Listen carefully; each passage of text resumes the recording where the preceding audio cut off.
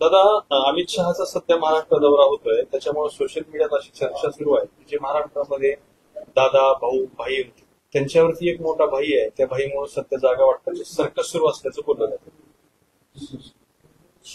मला वाटतं असे भाई या महाराष्ट्राने अनेक पाहिलेले आहेत. त्याच्यामुळं अमित शहाला मान्य उद्धवजींनी मोहम्मद शाह अब्दाली अशा पद्धतीनं उपमा दिलेली आहे. अब्दाली चालून आला होता पण त्याला वापस जावं लागलं होतं. वाटतं तसंच अमित शहा यांचं होणार आहे. धर्मवीर चित्रपटावरून वादंग सुरू झाले, त्याच्यात आशिष शेलार असं म्हणाले की देवेंद्र फडणवीसचा बाण संजय राऊतांच्या योग्य ठिकाणी घुसला. धर्मवीर पिक्चर जो आहे तो पिक्चर मधल्या सगळ्याच गोष्टी काही खऱ्या असतात किंवा योग्य असतात असं मानता येणार नाही. शेवटी तो सिनेमा म्हणून घेतला पाहिजे. संजय राऊतांचा ठाकरे पाहिलेला आहे ना, आणि आता ठाकरे 2 पण येणार आहे. धर्मवीर 2 ठीक, याच्यात खरेच धर्मवीर आहे का, त्यावेळेस कुठे होते, काय होते, आता स्वतःला ती उपमा देऊ पाहतात. ठाणेकरांना हे चांगलं माहिती, फार महाराष्ट्रातल्या बाकी जनतेला माहिती नसेल. त्यामुळे अमित शेलारांना हेच सांगेन मी की आमचा वाहन तुमच्याकडे आरपार निघालेला आहे. त्याच्यामुळे तुमचे सगळी दिल्लीची फौज जशी त्यावेळेस औरंगजेबाची येत होती, एक झालं काही एक झालं काही एक झालं की एक, लोकसभेला तुम्हाला सगळ्यांना व्यवस्थित दिल्लीला पाठवलेलं आहे आणि विधानसभेला त्याच्याही पार पाठवून.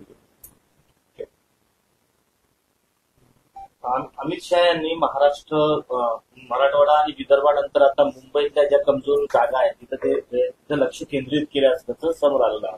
कसं बघतात? समोर येऊ नये तर मागे जाऊ. लोकसभेला काय झालंय, 3 वर्षांनी यांचे लोक काम करत होते एकेका मतदारसंघात. 3 वर्षांनी. मागचं जसं सरकार आलं ना 1900, त्यावेळेस पासून काम करत होते. काय हाल झाले त्यांचे, मुंबईमध्ये असो की मराठवाड्यात असो की विदर्भात असो, काय हाल झाले त्याचे. मोठे मोठे दिग्गज, गडकरी सारख्या दिग्गजाचा 3.5 लाखाचा लीड लाखावर येऊन पोहोचला.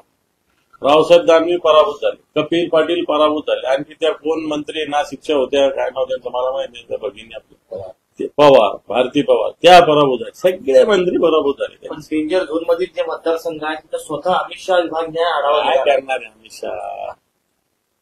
अमित शहा इथे येऊन काय करणार? याचा अर्थ तुमच्या इथलं नेतृत्व कुचकामी आहे.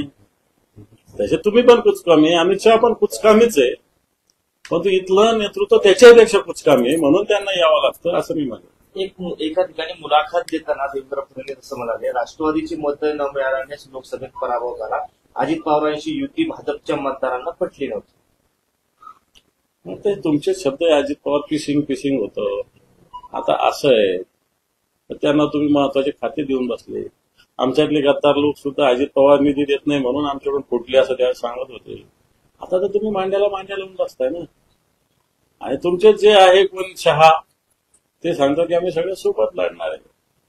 त्यामुळे अजित पवारांचे मतच नाही तर तुम्हाला ट्रान्सफर कुठून होणार आहे?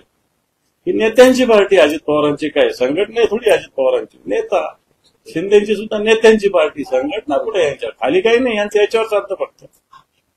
दादा, आज मुंबई विद्यापीठ सिलेट निवडणुका आहेत, निकाल आहे. पूर्णच्या पूर्ण जागा युवा सेना मान्य आदित्यजी ठाकरे साहेबांच्या नेतृत्वाखाली पॅनल निवडून येणार आहे. संध्याकाळी मला भेटा. पूर्ण 10 जागा आमच्या निवडून येणार आहे. कारण या निवडणुका होऊ नये म्हणून सातत्यानं प्रयत्न केले.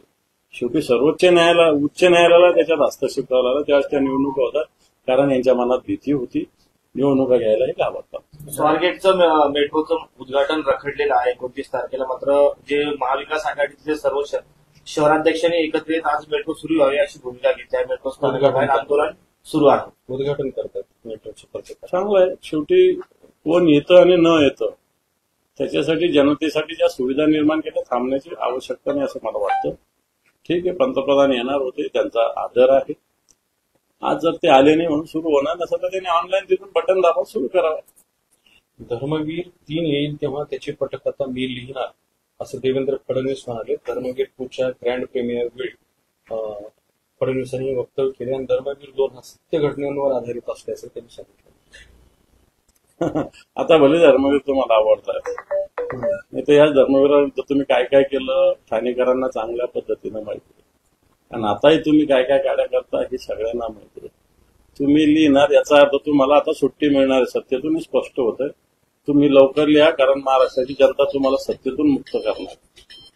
पण पावसामुळे नरेंद्र मोदीचा पुणे दौरा रद्द झाला होता आणि त्यानंतर हा मेट्रोच्या उद्घाटनाचा सगळा विषय सुरू. नाही, खरं तर व्हावं ना, नरेंद्र मोदीजी येणार होते पंतप्रधान, काही हरकत नाही, परंतु पावसामुळे येत नसतील तर त्यांनी आता आपल्याकडे सगळे साधन आहे. एबीपी माझा, उघडा डोळे बघा नीट.